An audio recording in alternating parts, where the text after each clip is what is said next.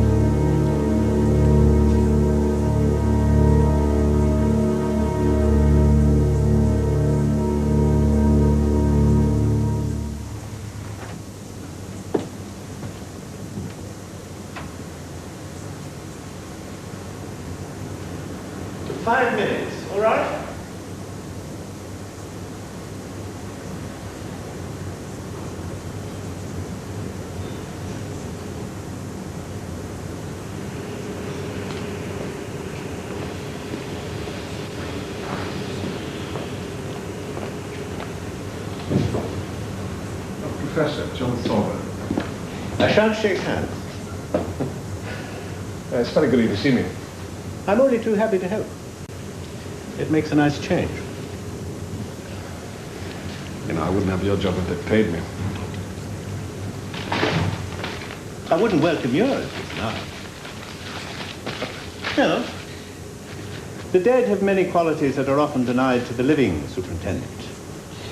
One such is that they never lie.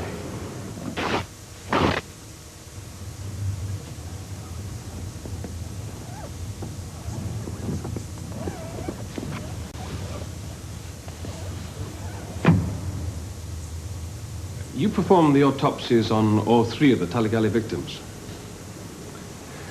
Well, the main point I'm trying to ascertain is... I know what you're after. You want to know whether Brannigan was telling the truth when he said that he only fired during the chase. Exactly. Was Toman already out of that car when he was fatally hit?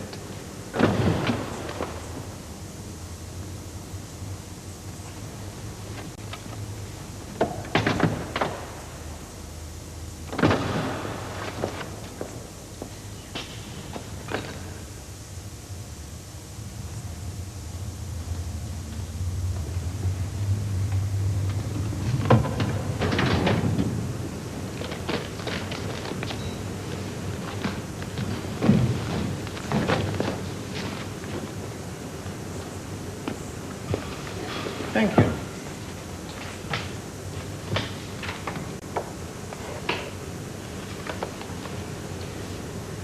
McCurr and Burns, yes? Why, there's nothing too contentious here. The position of the bodies, the location of the wounds. None of these need be inconsistent with the statements made by the RUC officers. But when we come to Toman, that's a completely different matter. Look here. Now, that wound looks serious, but it's really quite superficial. This is the fatal wound that Brannigan says was inflicted by a shot fired from the car during the chase, I believe. Uh-huh. Well, in fact, Brannigan claims that he never fired at all after the car came to a standstill. That's right. So, if the fatal shot hit Toman during the chase, as Brannigan claims, would he have been able to open the door and get out of that car after it had come to a stop? It's unsafe to be dogmatic about the limitation of activity after any wound has been inflicted, Superintendent.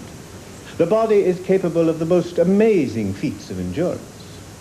Your informed opinion. Could he have moved voluntarily out of that car? In my opinion, no, definitely not. That wound would have killed him almost instantaneously.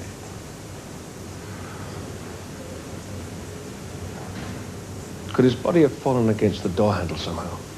You mean, could the door have been thrown open after his death? Is it possible?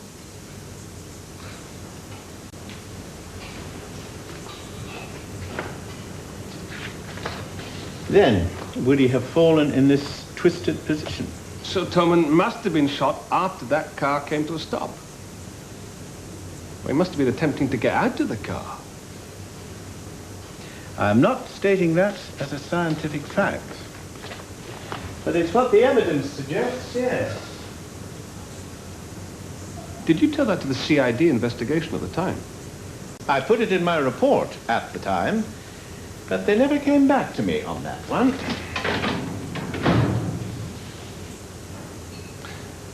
Am I to conclude that you put no weight whatsoever on the police statements? Mr. Thorburn, there is no doubt in my mind that those men were dangerous terrorists. And some might say that society is safer with them in their graves, but that is not the point. The point is, as Juvenal said, quis custodiet ipsos custodes. Say again. Who will guard the guards?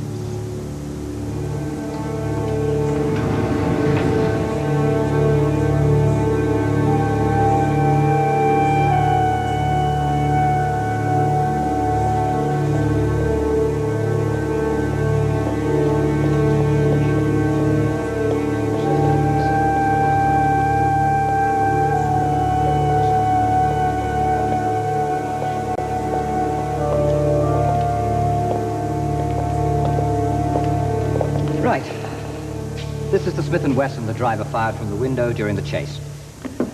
This is Montgomery's submachine gun, and this is Brannigan's Ruger. Between them, 109 rounds were let off.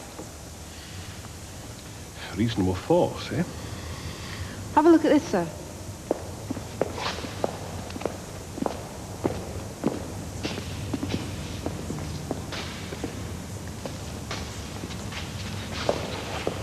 The pathologist says that Toman was killed by a bullet from Brannigan's Ruger. This is the one that was fired during the car chase.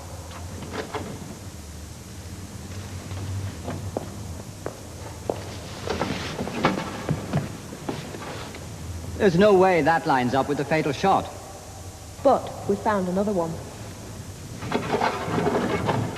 Right, now twist as if you're going to get out.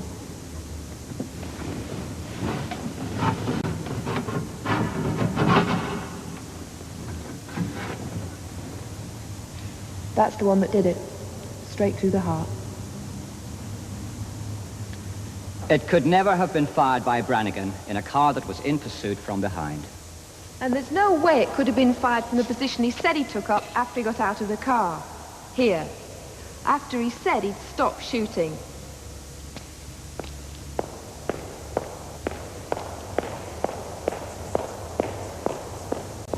He must have been standing here.